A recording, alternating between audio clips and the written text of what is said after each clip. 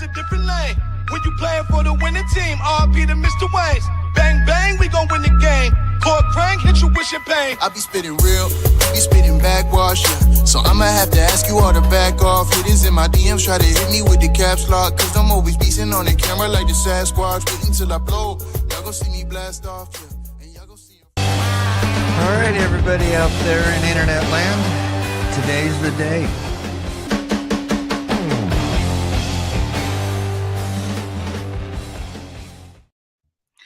Well, hello. Hello. Welcome, Yancy Martinez. How are you? I am good. I'm freezing my butt off up here in Memphis. It's cold. It was like 17 degrees when I walked out this morning. So yeah, it's not Florida. Oh my gosh. Yeah, that's right. You do live in Florida. I know somebody was telling me it was 8 degrees where they're at. Not here I am in 58-degree weather and I'm in a beanie. I'm in a nice warm hotel room right now, but not going outside. It's too damn cold outside. Yeah, well, I don't blame you. So thank you everyone for being here tonight. Again, I see a lot of regulars in the house. I appreciate you guys so much for joining. Tonight we have a special show. I am so excited for this. We have Yancy Martinez, who y'all know probably, well, I shouldn't say probably because I'm assuming here, but I know him from when he was doing the videography for Mike Phillips at AutoGeek. That's kind of where I first, started hearing about Yancy Martinez. And then if y'all know, he also has his own line, MNKYHead Car Care. There we go. But what I am learning is that there is just way more to the story behind Yancy Martinez than this. So I am so happy. I am literally just going to jump into this conversation. So Yancy, are you ready to get started? I'm ready. Let's go. Let's go. Everything's on the table. Let's make it happen. Okay. So we will get to, MNKYHead. We will also get to what it was like working with Mike Phillips and, AutoGeek. But even before that, you have a very interesting graphic design and art background. Will you kind of start there and give us, a little bit of insight of who Yancy was before the car detailing? I was the person when I was in kindergarten. It's even written in my senior yearbook on my little, how you write the little things to yourself back then. Yeah. And I was the one that when I was in kindergarten, I had to stay inside the lines. I wasn't like everybody else that monkey pawed the thing and just drew all over the place. So it started when I was a little itty bitty kid, and ended up I wanted to be a professional artist, paint and stuff like that. And like I was telling you before the show, I realized that you have to be in the right place at the right time, feel the right person to have any money, or you die and your stuff gets in the right place at the right time, then your family gets the money. Well, I like to eat. May not look at it because I'm really thin, but I do like to eat. And so I went down the graphic design road, and I've always had a love of cars. I mean, my dad and mom used to always take me to, back in the 70s, it was called Van Ins, and then the drag strip. All my baby pictures are at a drag strip. So I grew up with cars in my life, and it just was a perfect fit when in what was it, 99? No, yeah, 99 or 2000. No, it was 2002 is when I started with AutoGeek, if I remember correctly. And it was just a perfect marriage. And I started doing stuff with them when it was printed catalogs. This is before the big internet thing. Oh man, those catalogs. Yeah, so I was with AutoGeek when they were really, really small. Then when they became the 600-pound gorilla, and so I mean that was a fun ride watching everything go up and up, and I was afforded the opportunity to pursue anything that I wanted to do. Nothing was off the table, and that's how I got into where I'm doing now. That's awesome. So what was it like? I mean, when you joined AutoGeek, were you hired on as Mike's videographer? Is that what the job entailed, or how did that relationship with you and Mike begin once you were at AutoGeek? All right, when I got on with AutoGeek, like I said, I was doing their printed stuff, their graphics, printed pieces. Then as they moved more onto the online, that's when I started doing all the website work, doing like advertising and stuff. Got into doing TV commercials, TV shows, all that stuff. Mike, I've been with Mike now, I think 12, 14 years, something like that. Maybe if he's Arn in the chat, he can say. But what do you call it? He got hired on Bob McKee, which was the owner of Auto Geek. At a detail fest, we flew Mike out to teach a class. That's when he was with McGuire's. Okay. And so when he was over here, Bob made him a deal that he couldn't refuse. We Mm. snagged him from McGuire's, and he started teaching and doing the education part and running the forum for Auto Geek. And right then is when videos started coming around. And so Bob, being Bob, he's like, so let's do videos. Let's get you in here. And I'm like, I've never shot a video before. So both Mike and I learned that whole process together. I mean, our very first video is still up there, and both of him and I, we cringe at watching it, but you know, you got to start somewhere. Ain't that the truth, right? Yeah, Yep. and no, it was when we were doing a live feed with Mike over on Beasley's. Somebody asked that, you know, Yancy, you need to go through and pull every one of you guys' videos and put it in a playlist somewhere. So I was like, you know what, that's actually a good idea. So I started going down that rabbit hole because I'm no longer with Palm Beach Motoring, so I don't have access to all their files. So I just got to find everything on the web. Then I have some files that I've kept over the years. So I was going down it and I started adding up how many videos I have shot in my life. And we're in the thousands of videos that I've produced. I mean, going down the rabbit hole of looking through YouTube, I mean, I have millions and millions and millions of views on videos that I've produced with Mike, people over at McGuire's, Gion, Sonex, uh, Griot's Garage, Flex, you name it. I've shot videos with them. Anybody in the industry, I've pretty much shot videos for. Yeah. So you're a hot commodity then. I guess. When I guess I must be doing something right. So, and you were just, I mean, I hope I can share this. You are right now currently in, I'm sorry, where, remind me, where, Memphis. Yeah, Memphis. I'm in. Yeah, because I, for people that know me, they know I have two businesses. I have Horizon Manufacturing, which is my chemical lines, and then I'm known mostly for the D Line Studios, which is a graphics, marketing, video place. I have do everything from photo shoots to websites to full on TV shows. I think 4 different TV shows now I've shot for that's Wow. actually been on TV, and now some are on Speed Vision and stuff. So I mean, I've did a lot. So are all these videos and the things that you shoot for through your D-Line Studios, do they all have to do with detailing and with automotive, the automotive industry, or have you branched out? 90% of what I do is car related. There's like I have about 10%, maybe 15% of other clients that aren't in this world.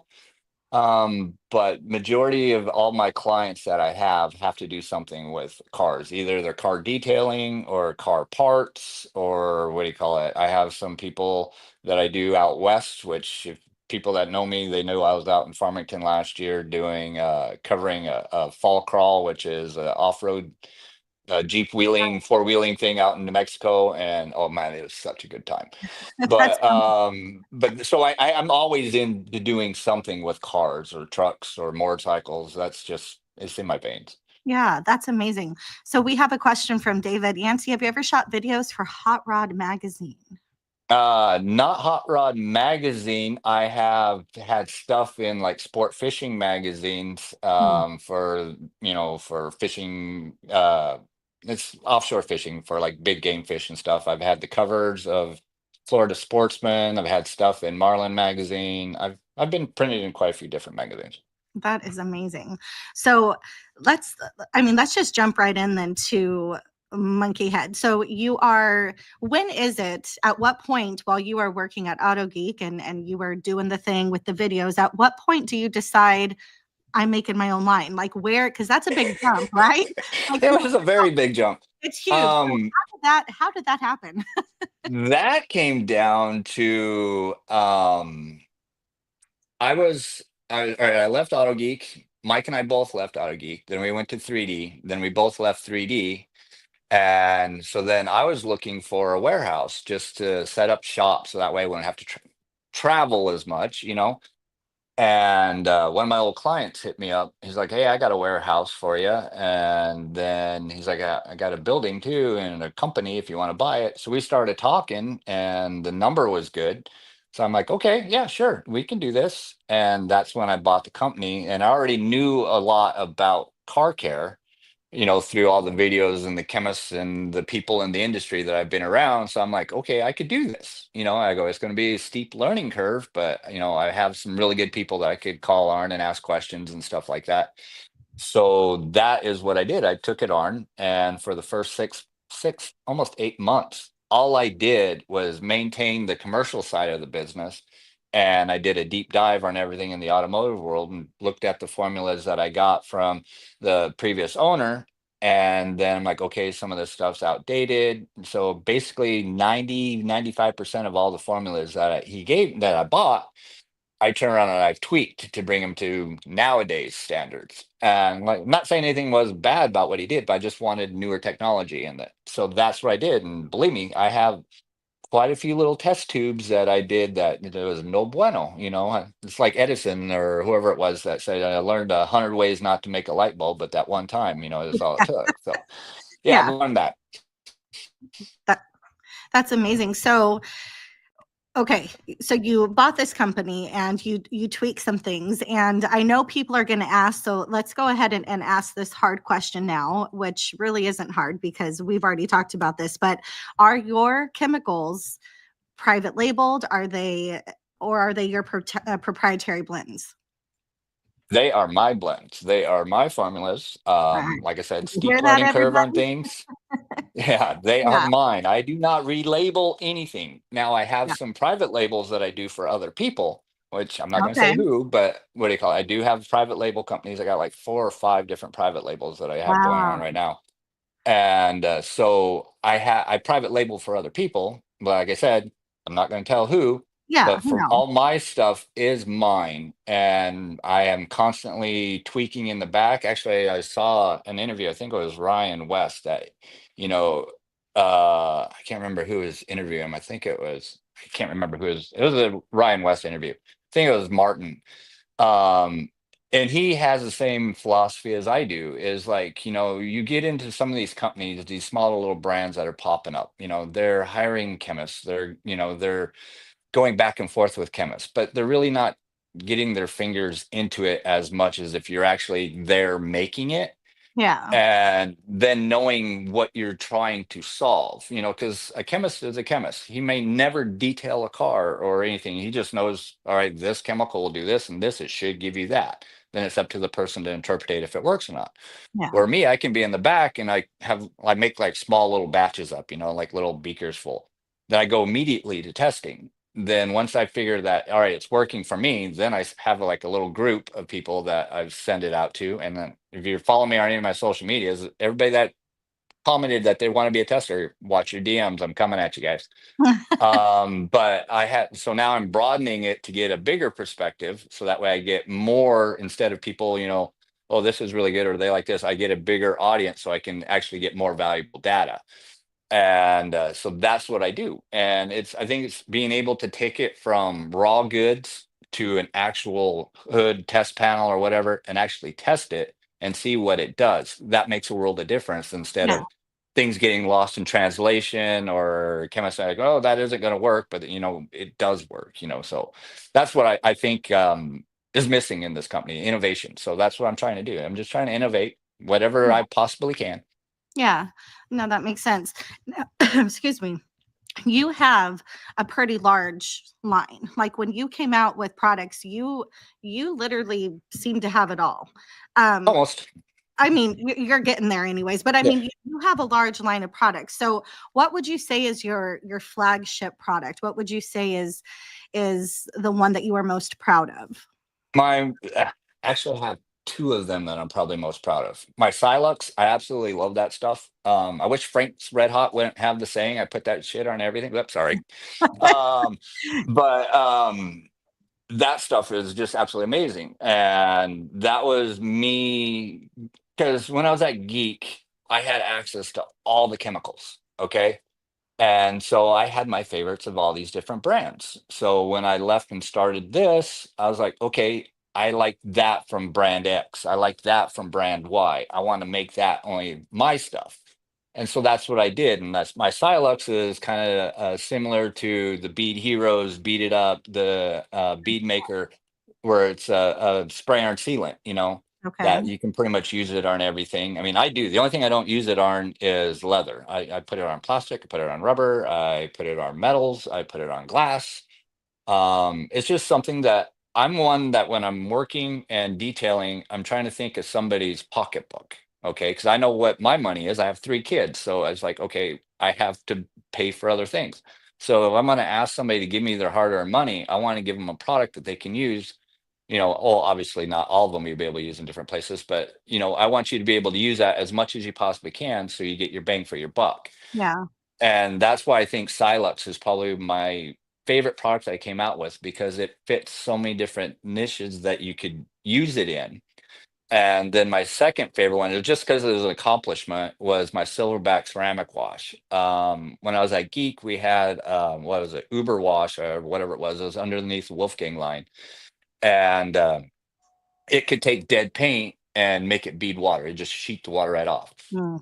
And so I was like, me and Mike, when we were doing the video on that, I was like, dude, this stuff's amazing. So we swore by that product. And so then I wanted to recreate that. And I think what I've created is very close to what I was getting from the Uber Wash in the Wolfgang line. And I'm absolutely loving it. I have I have 3 vehicles. I have a motorcycle, my Hellcat, and what do you call it, my Jeep. My Jeep is my ultimate test vehicle because me and my daughter, we go out 4-wheeling in that thing, so it gets muddy, dirty, and everything like that. And while I'm doing this, I'm actually testing products to see how mud sticks to it, I'm in Florida, how the swamp water reacts to it. Yeah. And so that actually, when all the water was coming on it, when I went to wash it, I mean, I just took the pressure wash out and it just fell right off. I'm like, ooh, I'm onto something. This is good. So I tweaked it a little bit more and then I released it. There you go.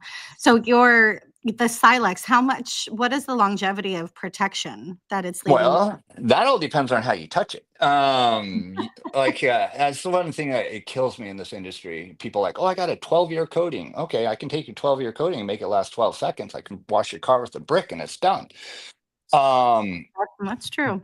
But I mean, it is. If you're treating your car like how I treat my car, like everybody swears that my car that I have is coated, and it's not. It's just the Silux. But every time I wash my car, I apply Silux to it. That's my finishing product. Or if it's just dusty, I will put it on there. If it's just light dust, I'll just use it as a quick detailer and go over it. So I'm constantly adding on to it. But I've had people, and from my test panel that I have sitting out back, I mean, I've got up to 6, 8 months on that with Wow. not touching it, not anything, just letting nature do its thing. But like I said, if you're constantly driving your car through muck and everything like that, yeah, it's going to eventually wear down, just like a coating will wear down, Yeah. So, I mean, how you treat your car is how long it's going to last. Yeah, that makes sense. Now, I also see in your line you have a waterless wash, but I don't see a rinseless. Is that something? Ah, Ah, yes. Yeah, yes, it is being tested right now. really? Yeah, I have my detail because I have a detail shop outside in my studio and MDS. If you're watching, Michael. But so he's been like my tester now, and Okay. anytime I have something new, I'm like, hey, come try this out. I'm bringing you a bottle. I'll run to his house and I'll bring him his bottle. I'm like, all right, you got to give me your feedback, good, bad, indifferent. I just want it. So yes, I do have a rinseless wash coming out. It's a rinseless wash. It's surfactant based with a carnauba in it, so that way you can wash and wax at the same time. Surfactant base with carnauba. Yeah, because that's the big thing. I was when I was on with Martin. Yes, I was the one that started the big old polymer versus surfactant, what do you call it, thing with Optimum when we did the beakers and showed the water dropping and stuff. Yeah, I shot that video. Sorry, everybody. Sorry, but not sorry. It proves a point. Okay. And then after I got back and saw, everybody started talking about that. So, I mean, I still shoot stuff, and Mike Phillips is one of my best friends. And so I'm constantly talking back and forth with him. And I'm like, your philosophy on this. I go, let's see if you see it the same way that I do. And he's like, surfactants, yes, they work, but you're still going to be washing with dirty water. Okay. So it's just how dirty your car is, or and how much of a potential that you're going to actually mar the paint. Yes, it'll clean your sponge and everything like that, but the water still has dirt in the column. All right. Where if you have a polymer base, you're sinking it down, you have less chances of the dirt being in that water column. So you're washing with cleaner water. Okay. But we both say it all comes down to how dirty the car is that you're washing with the rinseless wash. I think a lot of people try to wash too dirty of a vehicle with a rinseless wash, so Hmm. half of one, 50 of another. I mean, optimum no rinse, I think, is probably still the best one out there. I mean, even mine, I think that it's still better than mine, just because of the way that it separates out. And I tried doing that, trying going down that path, and I was like, I can't. That technology is a little bit above me, so I backpedaled, and I'm like, okay, let's go surfactants. I know my surfactants pretty well, so that's when I went with that, and it works well for me. I haven't did the water test yet. I'm going to be doing that here in the next couple of days. I'm probably, well, actually next week when I get back. Yeah. But it's something that, Dr. G, he's there's a reason why they call him the OG. I mean, that guy, he knows his stuff, and I love him to death. He's an amazing guy. He's been very supportive of my little chemical line and stuff, and I just bow down to him. I mean, there's some things that you just got to show respect, and I think ONR, you have to show respect to ONR. That's it. You're probably going to kill me for saying this. The chat might as well. I have never tried ONR. You need to try it. You need to try it. I mean, the thing is like, I can wash a car with, say, DIY or Geon or Pinnacle or McGuire's, any of the other rinseless washes, even my own rinseless wash, and wash it with ONR. They all will wash the same. They pretty much all do the same thing. It just all comes down to how you wash your vehicle. And me, I try to keep my vehicles clean, except for my Jeep, because I make it intentionally dirty. But it just comes down to how you wash your car, and like Mike, he always asks me, he's like, so when was the last time you polished your car? I'm like, I've only polished my car twice, once when I first got it, and maybe a year after I first got it. I haven't touched it with a polisher since. He's like, your car's immaculate shape. I was like, that's because I take care of it. Yeah. So I mean, it all comes down to how you wash. Technique is everything. Yeah. Have you tried any of the rinselesses that just have, come out like, clean pans, or I've tried them all. have you Yep. tried them all? Yeah, Okay. because I try to have a base against what my products are. So I have a cabinet, or actually not a cabinet, it is now like big old storage thing that is flat full of competitors' products. And I just want to see how I benchmark against things, or if somebody comes out with something new, I want to see, okay, well, how is that working? And how does mine compare against it? So I base my stuff against theirs. So I have to do my due diligence and research what's out there. And I think, me being a newbie to this industry, not this industry, but to this side of the industry, I think I'm being pretty competitive, and I've had nothing but good reviews, except for my sprayers, which are my 16 ounces, which that's coming, new sprayers, new bottles. But I think I'm on the right path. Do I have room to grow? Yes. Do I have the best products out there? And some I think are good as just the others, and some I think, okay, I can do a little bit of improvement on that, but let's let this ride for a while and stuff. So I mean, I'm doing the best I can. Yeah, no, absolutely. I have Jeff here from Improve Garage. He says, Christy, I noticed that his line has a lot of overlap. 2-wheel cleaners, multiple quick detailers, APC and MPC. I'm not sure if I remember. Yeah, which multi-purpose cleaner. No, Yeah. there you go. Okay, thank you. And can you add some info on the why behind this? Yes. Okay. I have 3 APCs, or all-purpose cleaners. One is a really light. There's hardly, it's a very gentle one. So if Okay. you have some surfaces that are really gentle, you want to use that, you can use that. Can you use it Then on an interior? so yeah, you could use it on interior. That's basically what it is. Then like that would be, let's see here. Exterior. Let me go through, because I know I do have an overlap on some of them. Okay, so all of my, like the monkey business, which is my lowest one. So you basically do it anything that you want to do with it. Does it have the strongest cut? No, it doesn't, but it's gentle enough to cut through most dirt and grime.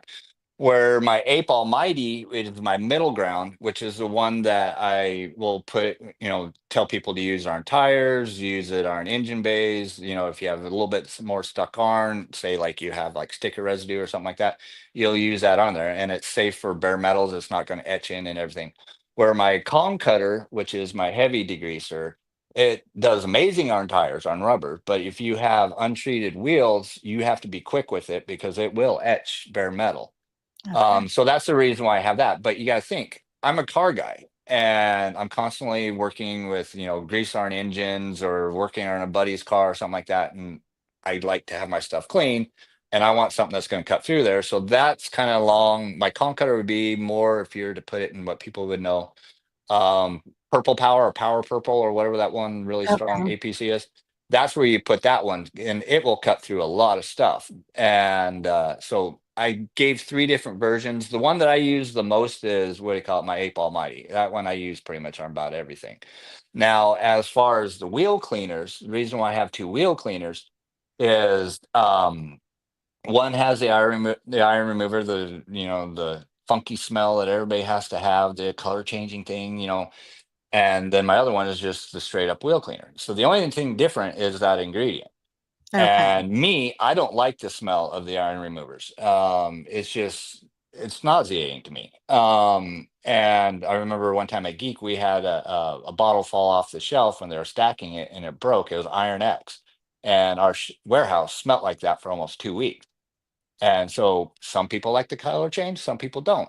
I think my all wheels, and people that's tried it think that it cleans just as good as the other one. But different strokes for different folks. So I just try to make it where people are happy and something that they would buy.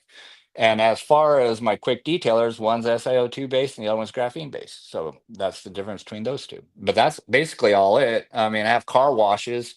I have a straight up car wash that leaves nothing behind. I have a car wash that has a synthetic sealant in it. And then I have my SiO2 based car wash, which is the Silverback. And that one has an SiO2 based sealant inside of it, sort of going off of my Silux. So what is the difference between the synthetic sealant and then the last one you just named? Sorry, my head's kind of spinning here. I'm trying to keep all this straight. There's a lot to digest. No, it's a glossing agent that you put in, so it's more along the lines of a synthetic carnauba. So that way it's not a carnauba per se, but it gives you the same properties. It just lasts longer than a carnauba based sealant would be, where the Silverback has SiO2 in it, which will actually cling and bond to the paint and last longer. So the longevity of the glossing agent or the protection is basically it. Where my orangutan opulence will probably give you a month to 2 months of protection, where I'm thinking that my Silverback will get, or 3 to 6 months.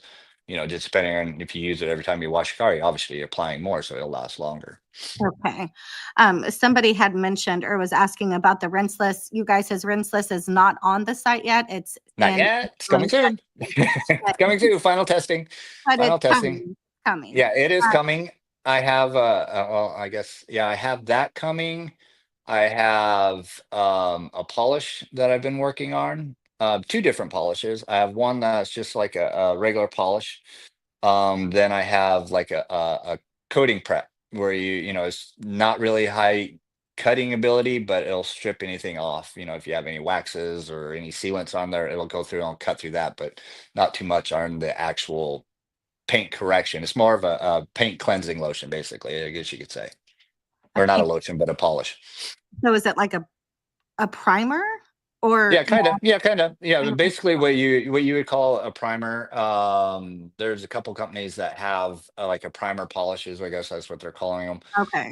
Basically, it's just very light cutting. It'll remove very light swirls and scratches, but basically, it's there to pretty much strip the paint off. I mean, any protection that's on your paint, so that way you get a clean base to put a new wax or a new sealant or a new coating on, which it doesn't leave any residue behind, so you don't have to worry about coming back with a panel prep or anything to take it off. Where my polish is strictly more for paint correction, and there are oils in there that you'll have to strip off. Okay, so like cleaner polish, right? Yeah. That's what. Okay, Yeah. perfect. So, And I don't really know much about cleaner polishes. I think Dr. Beasley's has, right? Like the NSP Yeah. is something similar is what Yeah. I'm getting. Okay. Yeah, there's a couple of them. I think Geon has one, Sonics has one, Sonex has one. I know Wolfgang Pinnacle have one. There's quite a few that actually have like a cleaner polish. Yeah. We have another question here. Yancy, did you have any formal videography training or Adobe certification with AutoGeek from a school, or were you self-taught? Self-taught, learned by trial and error. And believe me, there's errors. Watch my first video that I ever did with Mike. You'll see them all right there. No, I just learned, and I'm one that I love learning things. Obviously, if not, I wouldn't have took on a chemical company. But I just learned. Then I watched and saw what other people are doing, or what movies are doing, or TV commercials are doing. I'm like, I could shoot that. And then I think I have a pretty good insight on how people do things, and I can study it. I'm like, I can make that happen. So then that's what I do. Perfect. Really quick, I'm going to just let the chat know that we are doing 2 giveaways tonight. We are going to do a giveaway with you call it your silverback wash and protect kit. So can you Yep. explain to the chat what is in that kit? Yeah, what you get in that is you get the SiO2. They're all going to be 16-ounce bottles. You're going to get the silverback, my ceramic wash, and then you'll have the Silex to put on top of that, so you get double the bang for that.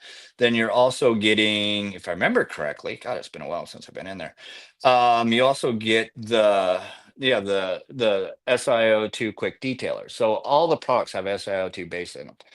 And so that way you're constantly adding SiO2 to whatever you're doing. So say you're washing, you're adding SiO2. If you're protecting it, you're adding the Silex on top of it. You're just building the layer up. Then if you have any bug splattering like that, then if you're using a quick detailer, you're still applying a little bit of SiO2 over top of it. You're not stripping it off. So that's the thought process. And that's pretty much what I use on my car, those 3 products. Then the other one is the all wheels and tire kit, which basically that you're going to get a 32-ounce bottle of the all wheels, which is not the non iron remover, unless you want it. You can either one. I'll do whatever you guys want. Then I have the Ape Almighty all-purpose cleaner, and then a 16-ounce of my tire shine. Okay. And I have used the all wheels kit. In fact, I have a video that I did. Well, gosh, it's been a while now, and I would be embarrassed probably to even go back and look at that video because See, you learn from what you do. But I can definitely vouch for the all wheels kit. Your wheel cleaner, the Kong cutter, and then your Ape. What is it? Ape Almighty. Almighty. Ape Almighty. Those are good. Thank you. Those are good. You got to think, my Jeep has 35-inch tires, big old monster truck tires. Oh, they're getting bigger, but that's a lot of rubber.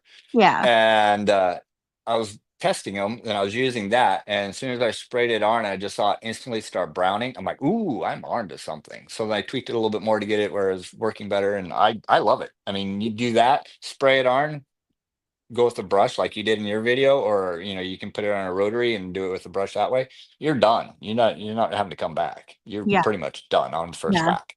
It definitely one hitter quitter. It cleaned the first time around. I was very impressed with that.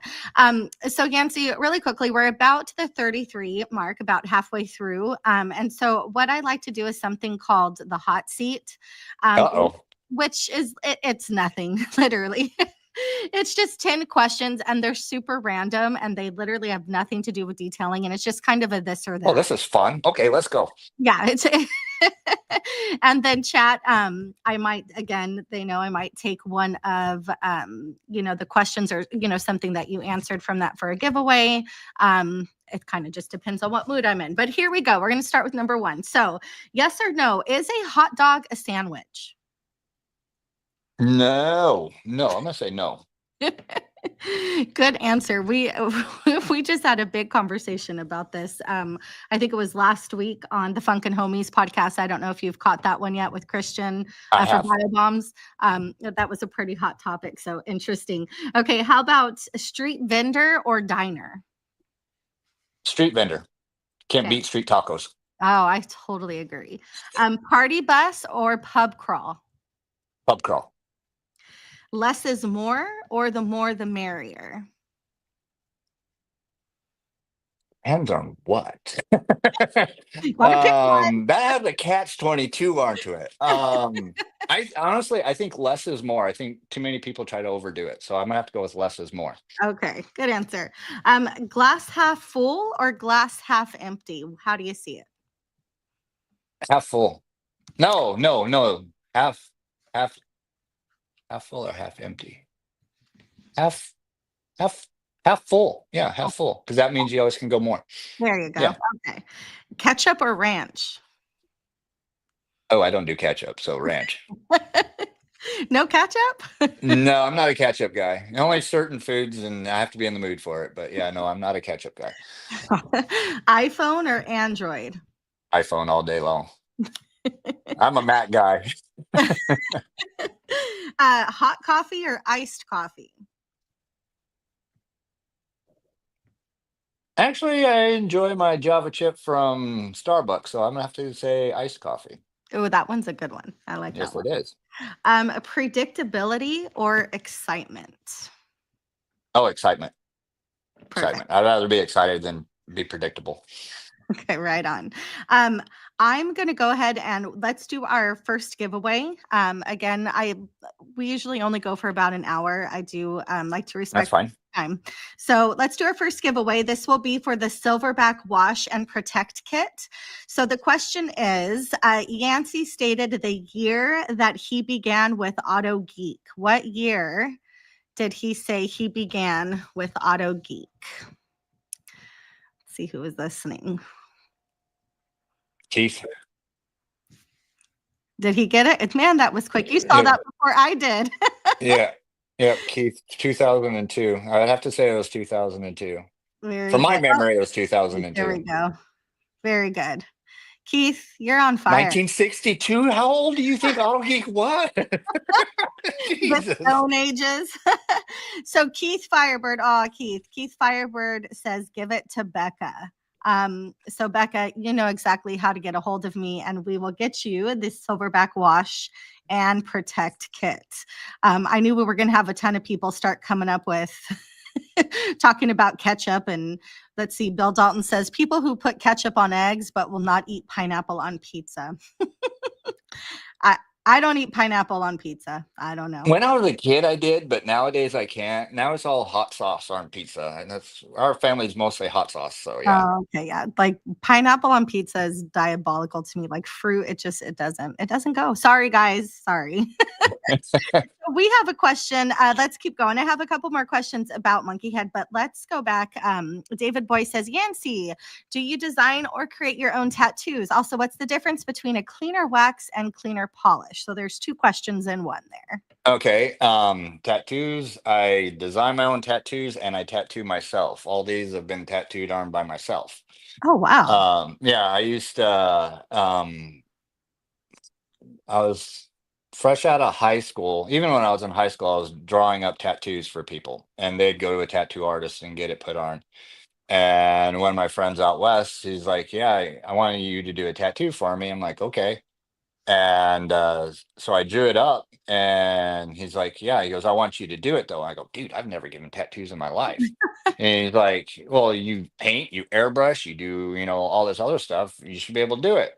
And I'm like, "So what are you saying?" He's like, "For payment of this, I'll buy you everything that you need, and you'll learn to tattoo on me." Mm. And it was a back piece, and so it wasn't a small canvas. And sorry, it probably hurt him for the first day while I was learning how to do it, but then I got the hang of it, and I probably did close to 600 or some odd tattoos in my life. So, Wow. but it's just what I do. I like art. So anything with art, I get into it. But so that's that. Yes, I design and draw and tattoo myself. What was the other question? Oh, the cleaner wax and cleaner polish.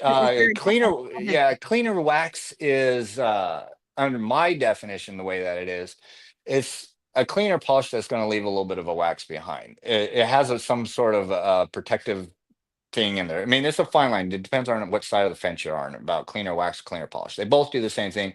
But if it has a wax in it or anything in the name of it, that means it's leaving some sort of protection behind. So it is basically stripping everything off in the process, the mechanical process of cleaning the paint. But as the residue is going behind, you let them haze over, then you wipe it off, and in that haze, the waxing agent or the wax that they say will stick to the paint. So you're removing anything that's under there, and as it's drying, it's depositing a new layer on it. Where a cleaner polish, it's not leaving anything behind it, so that way you can go straight to a coating or paint sealant or a wax to put on top of it. That's the difference in my eyes, how I categorize those two products. Nice. Um, Mike G says, Yancy, our time on completion ready for the 1929 Bentley episode was a great time. Oh, competition ready. Yeah, that was that was one of the TV shows that I shot with Mike. No, that was if I could tell you all the stories about being on set and being in some of these places that I've been in on that show is absolutely amazing. But yes, every car on there, from the Bentley to being in Bruce Meyer's man cave, we had to sign an NDA to say we wouldn't tell anybody how to get in there. And it's Oh, wow. literally in the heart of a city where you never think that there's this massive man cave. And Bruce Myers, he's the guy that owns pretty much all of Rodeo Drive. I mean, he's a big car guy, big Wow. landowner out in California, and in LA.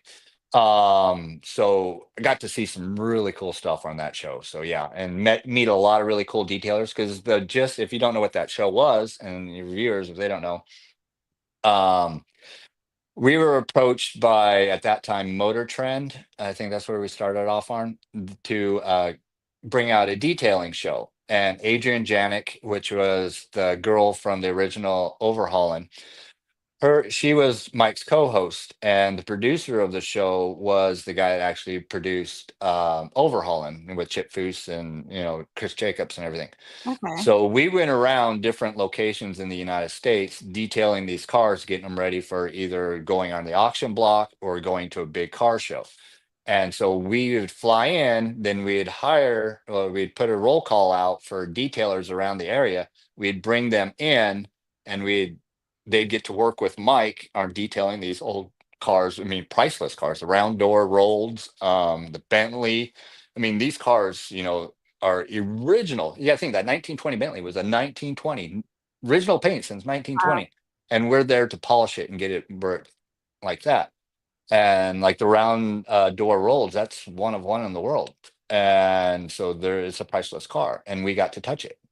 And so it was cool, and it was a really cool thing. We were on there for 2 or 3 years, if I remember correctly, and it was a lot of fun. It was a lot of fun. That's amazing.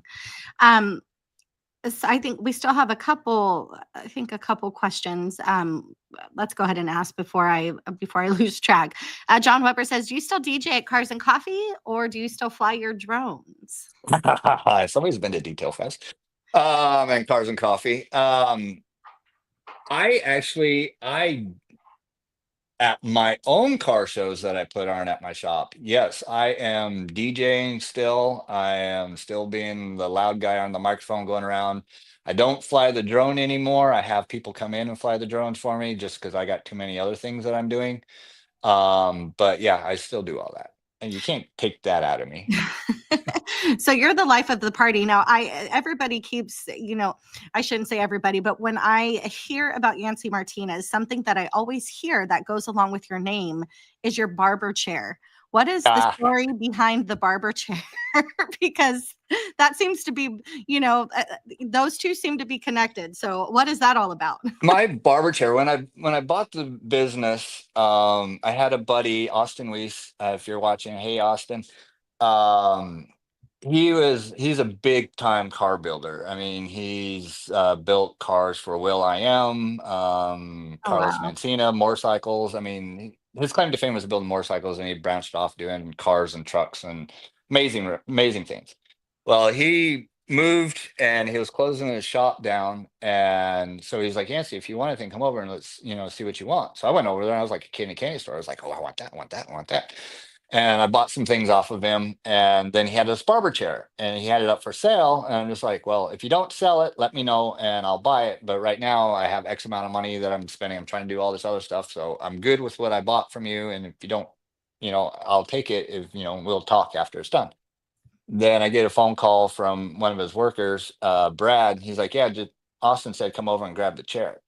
So I did. He gave me, I think it's a 1950s or 60s circa barber chair, and that's in my studio. And if you guys watched the podcast that I did with Martin, I'm sitting in that chair the entire time. So now that is in my studio, and when I have my car shows, people go over there, take pictures, do stuff on it, Oh, and it's just part of the thing. And when I get my videos going, which are coming soon, people, um, I finally have the time to do it. But what do you call it? That'll be in there because I have like a thing that I'm going to do in that chair on every video. So yeah, that's you'll awesome. see it more. Yay. And I've always wanted one, so it's fun. But on the back, the cool Yeah. thing about that is it's all pinstriped and everything. It's hot rodish, but on the back it says from one friend to another. And I just thought that was really cool. So it's a cool chair. That's Cool awesome. story. So diving back into your product line, I had a question about like dilution. So again, we were talking about how, you kind of have a few overlapping products, but it's based on strength. So are your Mhm. products dilutable? Like, can I take Yes. your degreaser, your con cutter, which is the highest, right? Mhm. Be your strongest APC. Could I dilute that and then use it on anything at a smaller dilution or what? Yeah. Yeah. If you get down to like the 20 to 1 or 30 to 1 on that, then it will be, it should be very safe on the bare metals and stuff like that. Okay. You can use that. All of my APCs, you can dilute. I tried to make them where they're most as ready to use as possible, and that's the reason why I have 3 different ones. So if people don't want to do the dilutions, because I know I'm one that I hate if I have to do a dilution, I'm just like, now Oh, you're making me do math, okay. and now I have to get a bottle, and now I have to, get the little cup and mix it. And so I try to make things as ready to use as possible. But I know people have, especially in this world, if you're a pro, or even if non-pro, they like to tinker with it. And oh, I can, if I do this, I can do that. And so yes, they are dilutable to make them where they're a little bit safer for different products. But like, I try to make them as ready to use, and that's why I gave 3, so that way you have good starting points, so you don't have to do so many dilutions. Okay. And I think that answers the question. I think there was somebody in chat who was kind of asking, why not just have con cutter and then be able, to dilute it. But I mean, you just answered that because some people don't like to mess with Yeah. dilutions and I get it. I think, if you are a professional, I think price then becomes a factor. Yeah. So obviously you want the most dilutions. What about your soap? What is the dilution of your car wash soap? 2 ounces. 2 2 ounces. ounces. Yeah. Typical, the same as all the other ones. 2 Okay. ounces in there. That's pretty much what I want. Then when you go put it into a foam cannon, 2 to 4 ounces, it depends on how much foam you want. Now, I will tell you this, if you use my stuff in a foam cannon, the one that's going to produce the nice foamy suds that everybody likes to see is the Easy Wash. That will give you the foam that you're looking for. Now the silverback and the orangutan opulence, they'll give you a little bit of foam, but due to the fact that there's a sealant in it, the actual protection, you're not going to get the foam, because that's what I was dealing with when I was coming out with silverback. Is if I get the sheeting that I was going after, I wouldn't get the bubbles. Or if I want to add more bubbles, to have it more bubbles, then I wouldn't get the sheeting. So there's a balance that you have to do in order to get the best of both worlds. So those two will not produce the amount of foam that you'll get from Easy Wash. Do they all have the same cleaning power? Is one a better cleaner than the other? No, I think they all have the same cleaning power. Yeah, no, they all have the same cleaning power. They're all pretty much based off the same formula, a little bit different ratios on things, especially when you got into the silverback. Silverback has a couple different ingredients in it than the orangutan opulence or the Easy Wash. But no, they all cut the same. They all clean the same.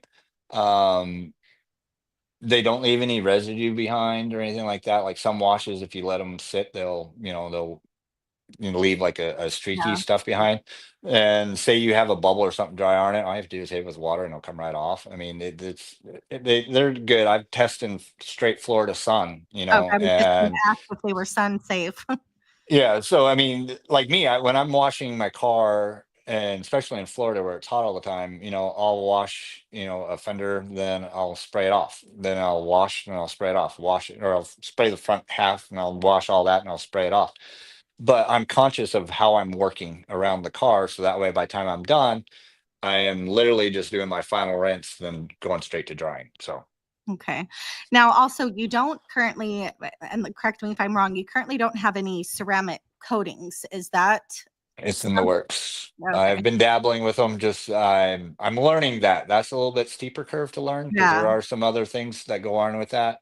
I had one that I thought was a winner until I used like half of the bottle, and like a couple days later, it all sat up on me. I'm like, okay, well, I think I got too much of that in there. Yeah. So, but that's an expense to get into because those chemicals that go in there are higher costs. So it's a higher upfront. So, um, I will be there hopefully by maybe end of second quarter, possibly third quarter this year. I'll have my first ceramic coating out, but I'm still learning on that, and you got to walk before you crawl, and I'm making progress, but it isn't quite what I envisioned just yet. And the one that I can get to sit where it's in the bottle where it doesn't, harden up on you right away. Um, I think the removal process on it is a little bit stronger than I want it to be. So I want to make it as user friendly as possible. So I'm still tweaking things and working on it. But, like I said, I'm learning as I go. Yeah. So I mean, let's just talk about your line in general then. What makes Monkey Head the product line that I should grab over any other product line? Like Me, what is special? because it's me. No, I get asked that quite a bit. And I think I think that I'm developing a line that is, I think I'm competitively priced. I don't think I'm underpriced. I don't think I'm overpriced on my products. But I want to be the type of company that, like I said, I'm asking people to give me their money for buying my product. So I want to make sure that I give them a product that is worth them giving me their money. So that's my whole philosophy behind it is like, I would love to sell, 10,000 units a month. But at the same time, I want to produce a quality product that people are happy with. And I think that's where some companies, I'm not going to mention names, but some companies, they're just out after the profit and they don't really care about the product that goes into the bottle. Read between the lines on that one if you can. But anyways, the thing is, like I said, I'm developing a line of products that I would use. And I think after all the 20 some odd years that I've been in this industry and got to play with, the thousands of different products. I mean, at Geek, we had thousands of products. I think I've gotten a good taste on what works and what doesn't work. And being around the people that I've been with, I mean, to meet all the chemists, majority of all the chemists that for all the major big brands, I've got to talk with them and tweak their brains. And so I've listened. I'm a good listener. And so I think I've taken all that knowledge I have and trying to form it into this. And I think I'm doing it. I think I'm doing the right thing. Is I still have some room to improve. I mean, always. But at the same time, I'm proud of what I've created. And it's like I said, it's me. It's me being in the back, playing with the chemicals and testing and testing. And I think I'm doing it. And so I think a lot of it has to reason why I think my brand separates from everybody else is because I'm not trying to be egotistic but it's me. I'm putting my heart and soul into that. So you're literally buying a piece of me, and I hope that that resonates to people that I'm not a big company. I don't have investors behind me. I mean, it is all me. Hmm. And so I just if people trust me and they know me, I feel like they can trust where I'm going with my product line. So I don't know if that makes sense or not, but it makes sense No, in it my. does. It does. It makes complete sense. I have Dark Dragon asking, what would your, for somebody new to your line, they're going to go on site tonight and buy 1 to 2 to 3 products. Let's say your top, what would a new detailer or somebody new to your line, I'm sorry, what would the 3 products be that you would suggest they buy before any others? My Silex would be one. I'm super proud of that product. I love that product. And again, that's like a bead maker. That's like a Yeah. quick detailer, right? Yeah, it's an SA2 paint sealant basically, but Okay. you can pretty much put it on everything. The only thing I recommend people don't put it on is what do you call it? Leather. Okay. I just because there's it has a little bit of an alcohol base in it, and that will actually start drawing stuff. Okay. So I would say um the Sleek Shine is a really good quick detailer. Wheel. Okay. Say, I mean, it's also, I mean, but I mean, it's you're putting it on while you're watching it right off. So, but those would be the things I think most people would probably get the most use. You can use that for a bunch of different things, and obviously the wheel cleaner. Everybody has wheels, and everybody gets Yeah. brake dust. Everybody gets dirt on them. So those would be the 3. Okay. And like I said, the wheel cleaner, guys, I've used it. I can vouch. I just said before, it works. It works very well. I was very impressed by that. Yep. John Weber says, do you ever still go on forums and chat after Bob McKee sold PBMG? I go back. I just started getting back on. If any of you guys are on Auto Geek Detailing 101 Facebook group, I started that group for Auto Geek, and I think it's at 80 some odd thousand people. I just started getting back on there again, and I'm on what is it? Car detailing deals. I'm on a couple Facebook groups. The forums I'm not much on anymore, just because I think they're dying out. I think the groups have taken over from the forums and stuff. So I'm not really on the forums anymore, but I'm on quite a few different detailing Facebook groups. Okay.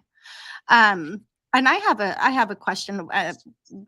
Time's almost up here, but something I'm really interested in is where did your whole branding, where did you come up with that, the whole monkey head? And not just that, but the branding on your bottles. So you have numbers that Yes. correlate with what the product is. How did you choose that branding? All right, What was the logo and everything was me. Well, everything that you see was MNKYHead was all me. The name came because off my kids, because I call all my kids monkeys. So I was going to release it under Horizon, but then I'm like, I can't send this off to the printer. I can't get around it. So that's when I was like, hey, monkey, because my daughter was at work, and I'm like, oh, there it is, monkey head. I'm the head monkey. So that's how that came about. Okay. So then immediately, like 2 hours later, I had a new label, I had a new logo, and then I sent it to the printer the next day. And so that's how that came around. But the numbers, it gets to be confusing to me when you have like 10 million names, like 7, 8 long word names. Ultra ceramic seal, paint sealant. That's just like blah, blah, blah, and you're in a video, you're trying to say blah, blah, blah. And I just went by the numbering system, and it's like McGuire's 102, 105, a bunch of companies caught on to that with the number system. And I saw that was a thing that people would use online, on forums and on groups and stuff that call it out by the number. Like O&R, everybody knows O&R is O&R, but it's actually optimum no rinse, wash, and shine. That's the actual name of the product, but everybody knows it as O&R.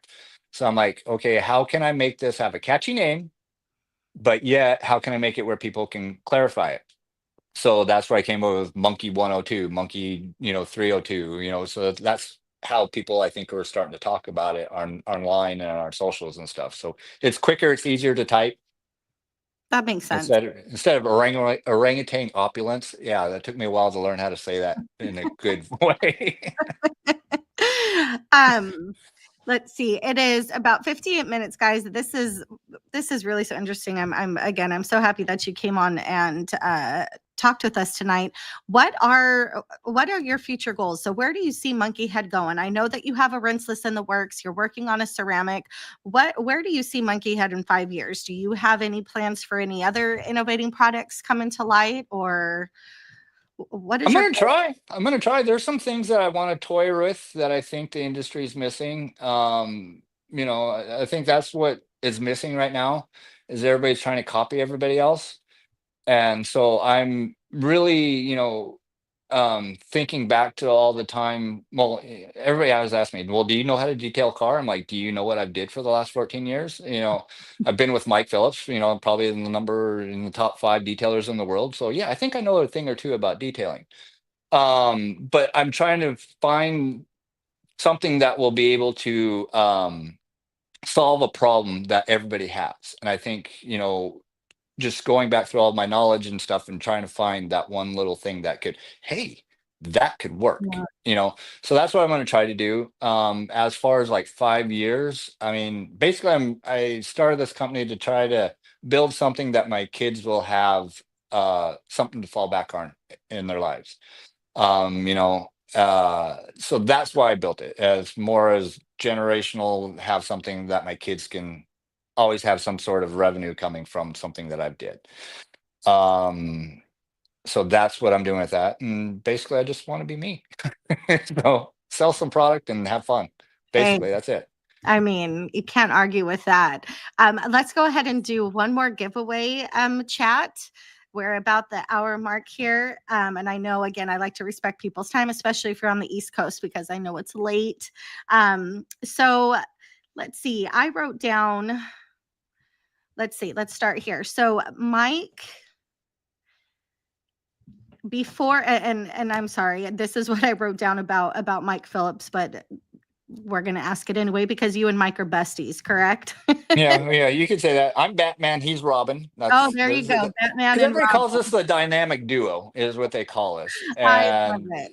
But when we were out at 3D, we actually had the Batmobile, the old 50s and 60s Batmobile. Goodness. So we got to detail that. And there's pictures. I'm the one in the driver's seat. Batman always drove the Batmobile. So I'm Batman. He's Robin. Take that, Mike.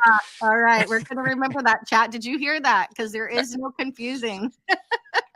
So when Mike went to Auto Geek, where he then had this relationship that he acquired here with Mr. Martinez, where did he come from? Where was he working before he went to Auto Geek?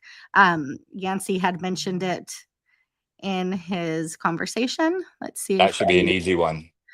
Most people probably would know this. Oh, and I think we got Westcat.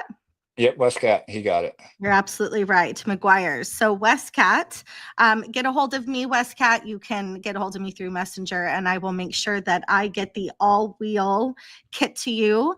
For everybody else in the chat, Yancy was kind enough to give me a code. So Christy10, KRISTI, will save you some change if anybody wants to get onto MNKYHead.com. Please get there. Please give these products a try. Thank you. I guarantee you won't be disappointed. So again, thank you, Yancy, so much for coming on. I had a great conversation. One last thing before we go, what is one piece of advice that somebody has given you that you can leave to the chat? Piece of advice: never give up. Never give up. If somebody tells you can't do it, prove them wrong. I've lived my entire life that way. If somebody's like, oh, you'll never be able to do that, I'm like, watch this. Watch me. Yeah, never give up. I love it. All right. Well, thank you again so much, Yancy. I'm going to go ahead and call it a night. I'll let you get some rest. Thank you, chat, for being here tonight. I appreciate you guys, and I will see you on the next one. Thank you for having me on. No problem. Bye-bye. Bye.